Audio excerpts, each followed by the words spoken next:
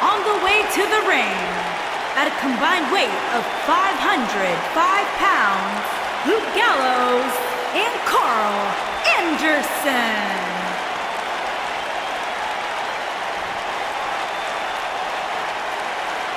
And their opponents, at a combined weight of 469 pounds, they are the WCW World Tag Team Champions, Ricky Morton and Robert Gibson, the Rock and Roll Express.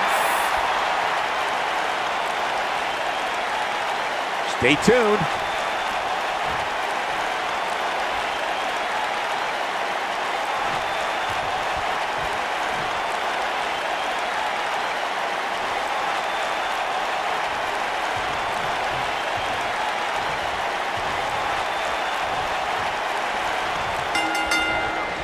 Big-time tag team match underway here.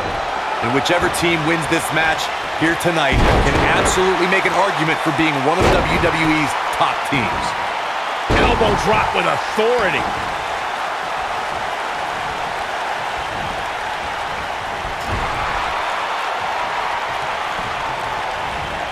This might be it. Oh, my. Here comes the double team. What are they going to do here? Drop kick hits the mark. What a stomp. Good grief.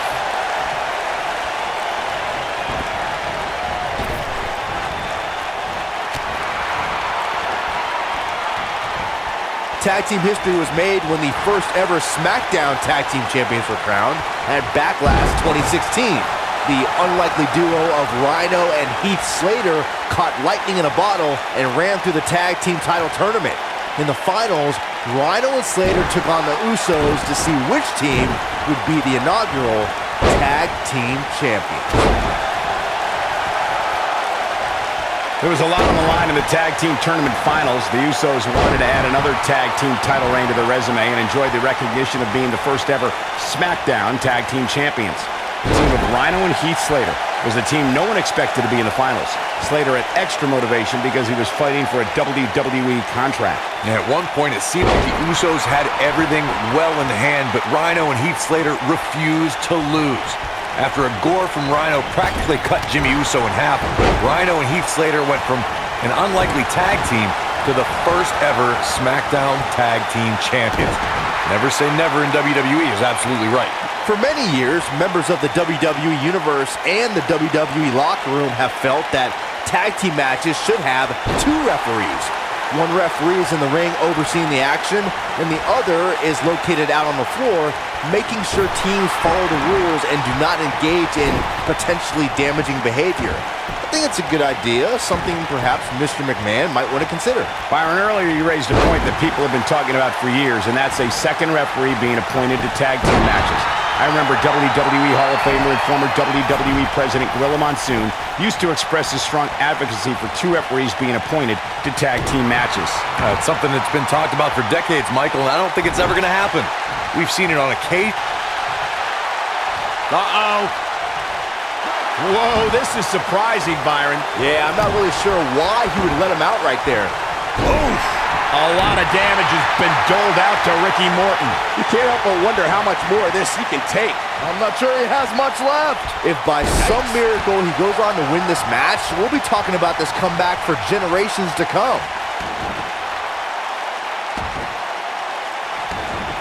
Luke Gallows helped develop the Magic Killer because Gallows didn't just want to win matches, he wanted to put his opponents out of action for a long time.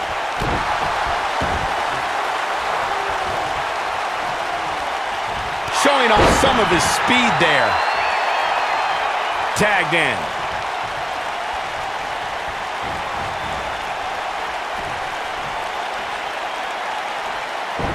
The Magic Killer from Luke Gallows proves that when you have the power and know how to punish an opponent, all it takes is one maneuver to put that opponent out. Just take a look at all the superstars who have fallen at the hands of Luke Gallows and the Magic Killer. Some superstars have said that even though they return to action, they know they'll never be the same. He's got him covered, and the shoulder's up in time. It'll take a lot more than that to keep him down.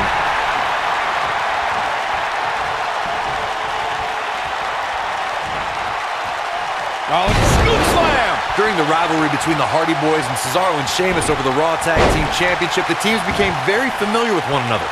In June of 2017, the teams met in a 2 out of 3 falls bout on Monday Night Raw. The most important fall in a 2 out of 3 falls contest is the first fall. If a team can win the first fall, that sets the tone for the rest of the match, and your opponents are playing catch-up. The 2 out of 3 falls match that saw the Hardy Boys go at it with Cesaro and Sheamus was a throwback of sorts. Throughout the 1960s and 70s, championship title defenses and grudge matches were often decided in the 2 out of 3 falls format. Cesaro and Sheamus didn't waste any time and scored the decisive first. Oh, look, drop kick! Hits the mark. Here's his chance.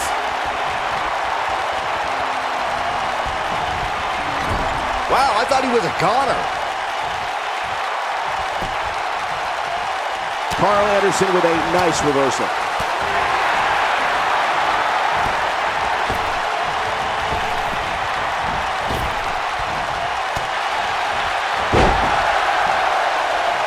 Look out, he's almost there. There it is, the tag has been made. Oh, he needed that in the worst way, Michael. This is what makes him one of the best in the business.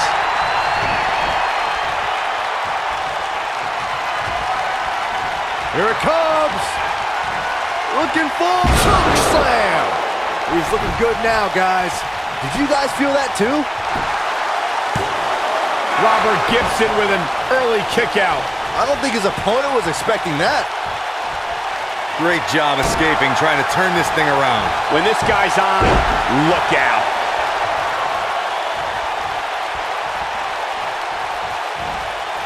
Watch out, Bulldog!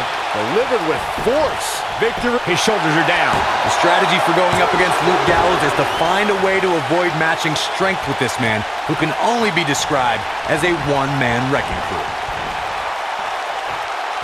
And off the tag is Carl Anderson.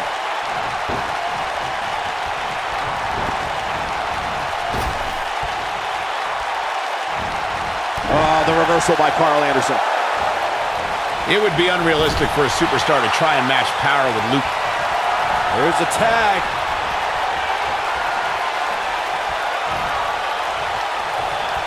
Long way down. Incredible. He goes for the cover. They did it. They won the match. And here's a look back at some of the action from the previous match. Some pretty good give and take in this match, as these highlights show.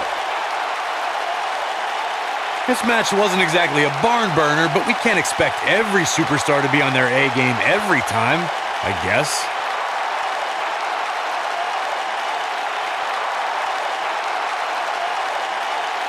The superstars in this one got after it pretty good from the opening bell. Can't complain about the effort, technical proficiency, or result here. Here are your winners and the new WCW World Tag Team Champions, Luke Gallows and Carl Anderson. There's no doubt about it. That's a big pinfall win right there. If these guys choose to stay together, they have all the makings of being one of the best duos WWE has ever seen. The arena is still buzzing over that great match.